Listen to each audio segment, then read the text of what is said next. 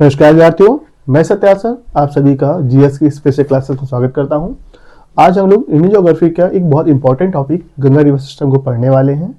तो इससे बिना किसी देरी के हम लोग गंगा नदी के बारे के जितने भी आपके इंपॉर्टेंट फैक्ट्स हैं उनको आज देखते हैं। ठीक है, तो अगर बात करते हैं किसकी, गंगा नदी की। गंगा नदी की अगर बात की जाए तो गंगा इंडिया की सबसे बड़ी नदियों में से एक है, सबसे बड़ी नदी प्रणाली है जो आपके इंडिया के आपके लगभग 26.4% एरिया को कवर करती है और लगभग 8.6 लाख किलोमीटर स्क्वायर इसका कैचमेंट एरिया रहता है। ठीक है, तो ये लगभग आपका 8.6 lakh catchment area kilometre square का कैचमेंट एरिया रखती है। उसके साथ में 26.4% एरिया को आपके इंडिया के कवर करती है। तो ऐसे केस में ये जो गंगा नदी प्रणाली है, पूरा रिवर सिस्टम होता है, ये इंडिया की सबसे मेन रिवर सिस्टम के रूप में जानी जाती है।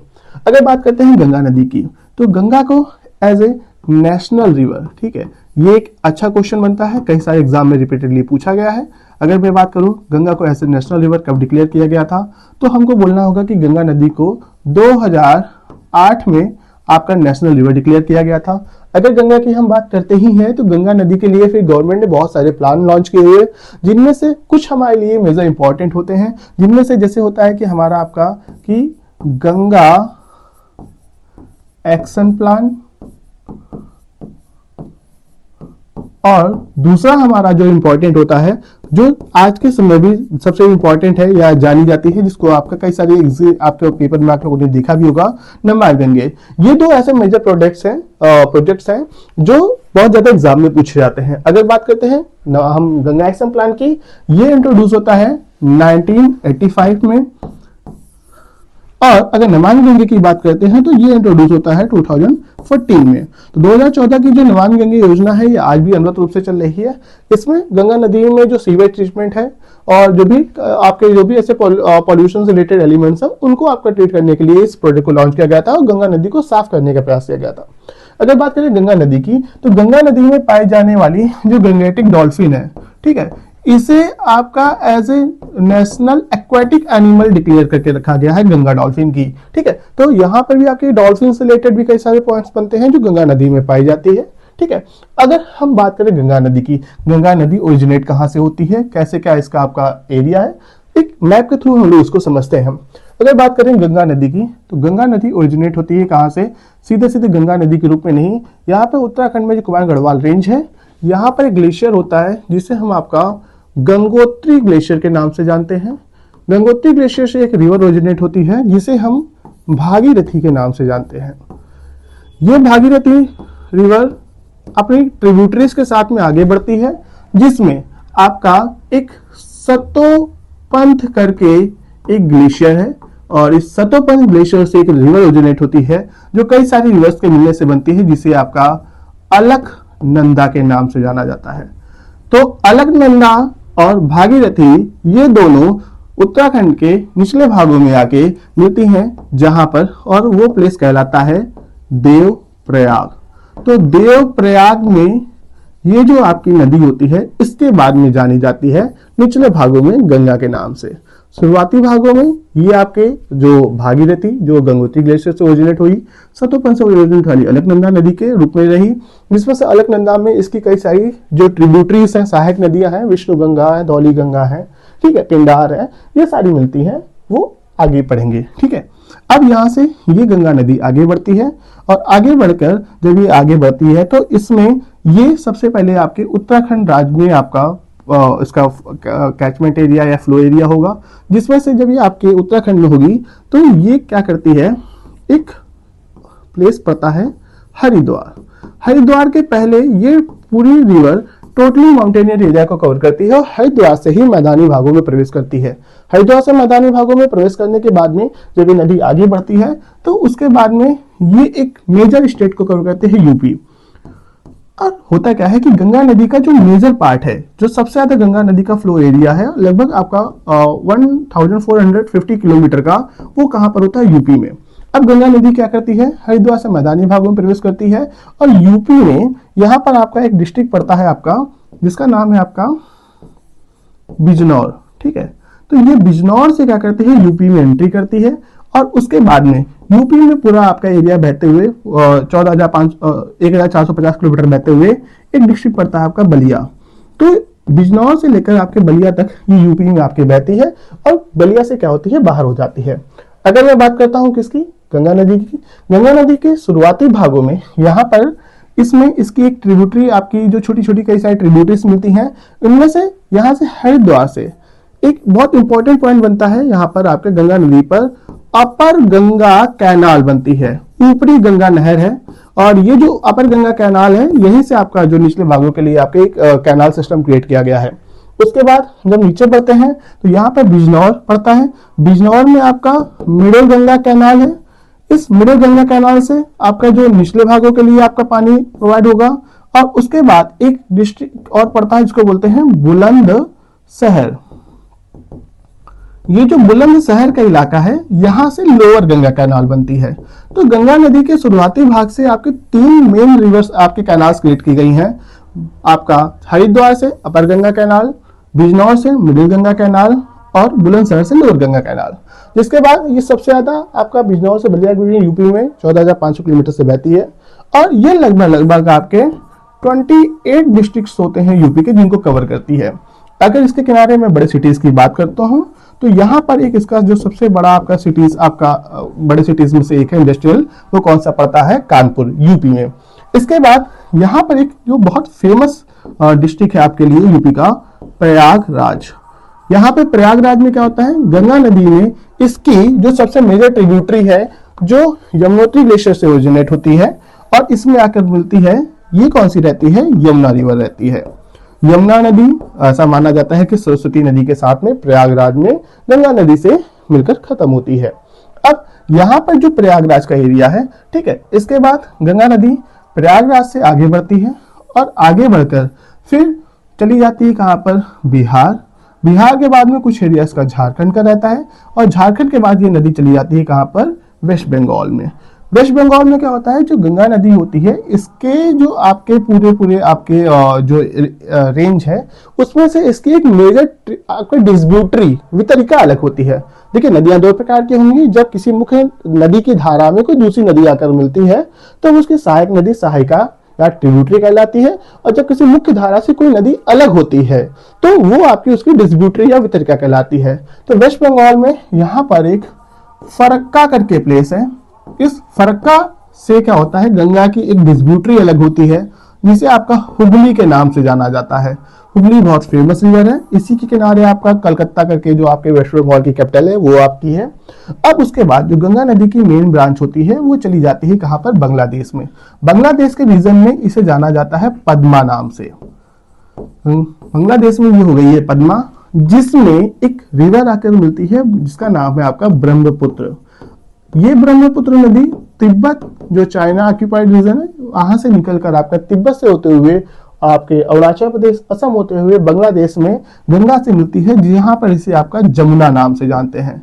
पद्मा और जमुना मिलकर निचले भागों में बांग्लादेश के आपका विश्व का सबसे बड़ा डेल्टा बनाती हैं, जिसे जाना जाता है किसके नाम से, सुंदरवन का डेल्टा।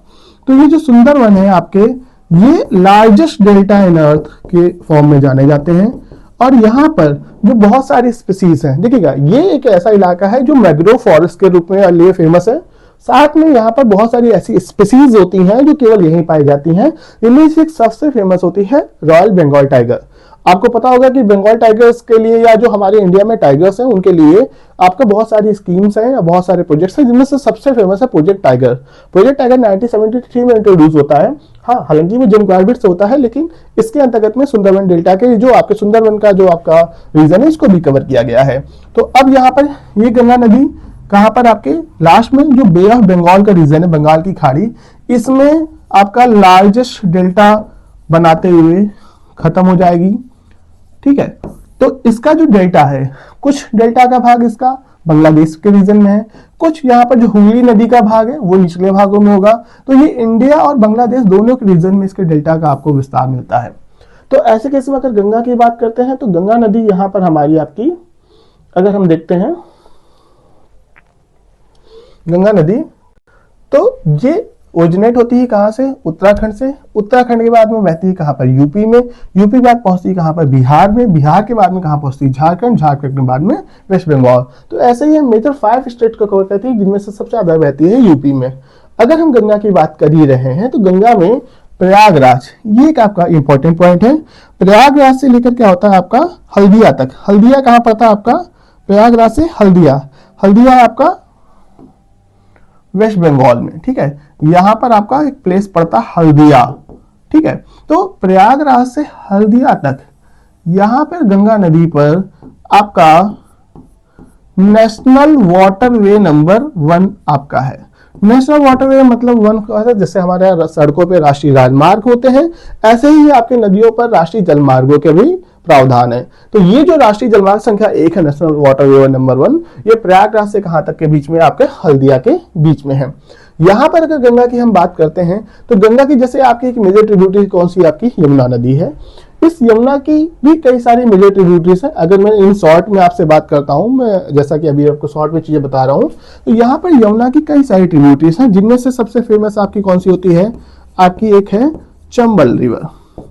चंबल रिवर जो होती है वो इटावा के पास में यमुना नदी से मिलकर खत्म हो जाती है, और इसी चंबल में से आपका राजस्थान गुजरात के एरिया से होते हुए आपकी इसकी ट्रिब्यूटरी मिलती है बनास। बनास के अलावा चंबल की ट्रिब्यूटरी है पार्वती। पार्वती के अलावा यहाँ पर इसकी एक आपकी ट्रिब्यूटरी है काली सिंध। अगर यहाँ पर एक ध्यान देने वाली बात है, अगर हमसे पूछा जाए काली सिंध या सिंध, इन दोनों रिवर्स के नाम पे हमें गौर करना है। अगर केवल सिंध लिखा मिलेगा तो सिंध हमारी ट्रिब्यूटरी किसकी मानी जाएगी? यमुना की मानी जाएगी। लेकिन अगर काली सिंध का हमें जिक्र मिलता है तो काली सिंध होती है वो आपकी चंबल की ट्रिब्यूटरी है। अब यहाँ पर चंबल नदी फेमस है अपने एलिगेटर्स के लिए, घड़ियाल के लिए। हमारे यहाँ पे चंबल वन्यजीव विहार है जो अपने घड़ियालों के लिए प्रसिद्ध होता है। अब इसी की एक ट्रिब्यूटरी बनती है जिसको हम छिप्रा या शिप्रा नदी के नाम से जानते हैं।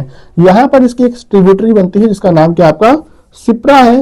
और ये जो शिप्रा रिवर है ये फेमस क्यों होती है? क्योंकि इसी के किनारे उज्जैन शहर है जो आपके कुंभ के मेले के लिए प्रसिद्ध होता है। तो ऐसे केस में ये जो पूरा इसका कैचमेंट एरिया होता है, एमपी, राजस्थान, यूपी, ठीक है, आपका ये पूरा आपका छत्तीसगढ़ और झारखंड का रीजन, ऐसा पूरा ये कवर करते हुए वेस्ट बंगाल तक आपकी जाती है। अब यहाँ पर अगर बात करते हैं, जैसे हमने मेजर रिवर इसकी ट्रिब्यूटरी बात की यमुना की, चंबल रिवर की, ऐसे ही इसकी एक बहुत और फेमस ट्रिब्यूटरी होती है यहाँ पर, जिसको हम आपका जानते हैं यमुना की। एक का नाम है बेतवा और एक का नाम है आपका केन रिवर।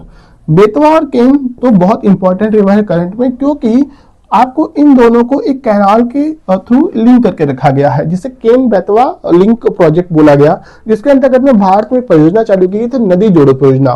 नदी जोड़ो परियोजना के अंतर्गत में आपके हाल ही में क्या किया गया? आपका बेतवा और केन जो रिवर्स है इनको आपस में लिंक करके रखा गया है।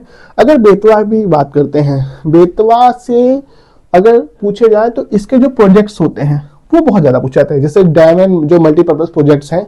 जैसे यहाँ पर बेतवा नदी पर आपका एक प्रोजेक्ट है बहुत फेमस है, राज घाट माता टीला पारीछा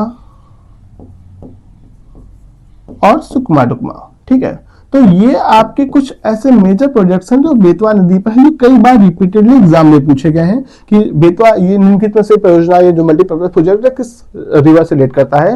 तो यहाँ पर आपके राजघाट, माता टीला, पारीछा, सुकमा डुकमा, ये सारे के सारे किसके होते हैं? बेतवा के हैं। बेतवा और केन आपस में जुड़ी हैं। ये सारी की सारी जो आप नीचे की नदियां देख पा रहे हैं, ये सारे के सारे एमपी के जो विंध्याचल के रेंज है पूरा, इससे आपके ओरिजिनेट होती हैं और आपके नॉर्थ डायरेक्शन की ओर बहते हुए आपकी यमुना से मिलती हैं। यमुना के बारे में अगर हम खास बात कर ही रहे हैं, यमुना जो है, जैसे गंगा है, हम आपकी गंगा की हम लोगों ने बात की हुई थी, तो जो गंगा है ये भारत की क्या है? सबसे बड़ी नदी है, ठीक है। इसकी लेंथ की अगर बात करते हैं तो आपका लगभग 2525 किलोमीटर की होती है, और इस 2525 किलोमीटर के साथ में ये आपके 5 स्टेट्स जो हमने अभी आपका डिस्कस किए हुए थे, जिनमें से उत्तराखंड है, यूपी है, उसके बाद में आपका बिहार, झारखंड और वेस्ट बंगाल को कवर करते हुए बहती है। सबसे ज्यादा ये आपकी यूपी से बह रही है। अब इसके अलावा अगर हम यहाँ पे इसकी ट्रिब्यूटरी की बात करते हैं तो यमुना की इसकी लार्जेस्ट ट्रिब्यूटरी, उसका आपका नाम है यमुना। यमुना जो है इसकी लार्जेस्ट ट्रिब्यूटरी है। लेकिन एक खास बात यमुना के बारे में और बनती है, गंगा की जितनी भी ट्रिब्यूटरीज होती हैं आपकी जो हिमालय से ओरिजिनेट होती हैं। नॉर्थ में यहाँ पर ये पूरी हिमालयन बेल्ट है, यहाँ से जो भी आपकी चाहे रामगंगा हो, चाहे शारदा, घाघरा, गंडक, कोसी, कोई भी रिवर होती है हिमालय से ओरिजिनेट होने वाली, वो आपकी लेफ्ट बैंक ट्रिब्यूटरीज में आती हैं। लेकिन हिमालय से निकलकर ये यहाँ पर एक बंदरपूछ कि जो आपका बंदरपूछ पर यमुनोत्री ग्लेशियर है, यहां से आपकी ये यमुना रिवर ओरिजिनेट होती है, दाईं ओर से मिलती है। तो हिमालय से निकलकर, समझने वाली बात है, हिमालय से निकलकर दाईं ओर से मिलने वाली एकमात्र नदी अगर कोई है गंगा की ट्रिब्यूटरी सहायक नदी, तो उसका नाम है यमुना। बाकी सारी जो है, चाहे आपकी रामगंगा हो, चाहे वो शारदा हो, चाहे वो आपकी घाघरा हो, चाहे वो गंडक हो, चाहे वो आपकी कोसी हो, कोई भी आपकी ट्रिब्यूटरी है Himalayan side tributaries left side की हैं। ठीक है, अब अगर हम इनकी लेफ्ट बैंक की ट्रिब्यूटरीज की बात करते हैं तो हम आपको अलग से आपको एक मैप में बताते हैं। ठीक है, यहां पर अगर हम बात कर ही रहे हैं तो यहां पर मैं आपको एक छोटी सी रिवर और बता देता हूं। यहां पर देखिएगा, यहां पर एक आपकी हुगली नदी है। हुगली नदी की बात करते हैं तो इसमें से क्या होता है, इसके पहले यहां पर इसकी एक आपकी ट्रिब्यूटरी है हुगली की, जिसे हम बोलते हैं दामोदर रिवर। अब ये दामोदर रिवर क्यों खास है? दामोदर रिवर को जाना जाता है सौरव ऑफ बंगाल के रूप में। सौरव ऑफ बंगाल का मतलब क्या होता है? बंगाल का शोक, जो बहुत ज्यादा पेपर में पूछते हैं। कोसी को बुलाते हैं हम आपका बिहार का शोक, बंगाल का शोक किसको बुलाते हैं? दामोदर को बुलाते हैं। दामोदर नदी पर क्या किया गया था आपका 1948 में। अब यहां से इंपॉर्टेंट क्वेश्चन बनना बहुत ज्यादा, ये पूछा गया पेपर में क्वेश्चन है। 1948 में एक प्रोजेक्ट बनता है दामोदर नदी घाटी परियोजना करके। तो इंडिया का फर्स्ट मल्टीपर्पज प्रोजेक्ट था, पहली बहुउद्देशीय परियोजना थी आजाद भारत की, इसलिए इंपॉर्टेंट हो जाती है। दूसरी बड़ी बात है, जब इस दामोदर रिवर प्रोजेक्ट को 1948 में जो हमारे पीएम थे जवाहरलाल नेहरू जी, इन्होंने इनॉग्रेट किया था, तब उन्होंने जो मल्टीपर्पज प्रोजेक्ट थे नदी घाटी परियोजनाओं को, उन्हें बोला था, यहां से क्वेश्चन बनता है, आधुनिक भारत का मंदिर। तो यहां से पेपर में क्वेश्चन पूछा गया था कि निम्नलिखित में से किस परियोजना को या किस आपके प्रोजेक्ट को आधुनिक भारत का मंदिर बोला गया है? तो वो आपके किसके समय बोला गया था? दामोदर नदी घाटी परियोजना में। और किसने बोला था? जवाहरलाल नेहरू ने बोला था। तो यहां पर एक आपकी दामोदर रिवर हो गई। यहां पर एक आपकी और रिवर आती है जिसको हम आपको जानते हैं किसके नाम से? सोन रिवर के नाम से जानते हैं।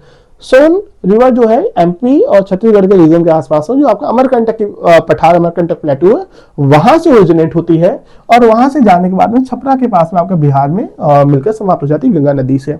सोन की एक छोटी सी ट्रिब्यूटरी हम लोग पढ़ लेते हैं, जिसे आपके जानते हैं किसके नाम से? रिहंद के नाम से जानते हैं। अच्छा, रिहंद क्यों खास है? बड़ी बात ये, रिहंद क्यों खास है मैं यहाँ पर नीचे आपको अलग से लिखता हूं। रिहंद पर आपका जो रिहंद डैम बना हुआ है, इसके पीछे आपका जो रिहंद डैम है, इसके पीछे एक लेक बनती है आर्टिफिशियल, उसका नाम है गोविंद वल्लभ पंत सागर लेक। इसके पीछे जो आर्टिफिशियल लेक बनी है, तो इसका नाम क्या है आपका? गोविंद वल्लभ पंत सागर लेक। और गोविंद वल्लभ पंत एक्स सीएम थे या फर्स्ट सीएम थे यूपी के। इसमें से लेक के बारे में खास बात क्या है? ये जो गोविंद वल्लभ पंत सागर लेक है, इसमें खास बात यही है कि ये इंडिया की लार्जेस्ट मैन मेड कह सकते हैं या आर्टिफिशियल लेक कह सकते हैं। तो अगर हमसे पूछा जाए लार्जेस्ट मैन मेड लेक अगर इंडिया की कोई है तो कौन सी है? गोविंद वल्लभ पंत सागर लेक है। किस पर है? आपके रिहंद आपके डैम पर है। रिहंद किसकी ट्रिब्यूटरी है? रिहंद ट्रिब्यूटरी है किसकी? आपके सोन की। और सोन किसकी ट्रिब्यूटरी है? आपके गंगा नदी की। तो ये गंगा के कुछ मेजर राइट बैंक ट्रिब्यूटरीज जो हमने अभी इन शॉर्ट में पढ़ी हुई हैं। बाकी डिटेल्स में इन बहुत सारे और पॉइंट्स होते हैं जो हम लोग फिर नेक्स्ट वीडियो में कवर करेंगे। आज के लिए इतने ही रखेंगे। धन्यवाद।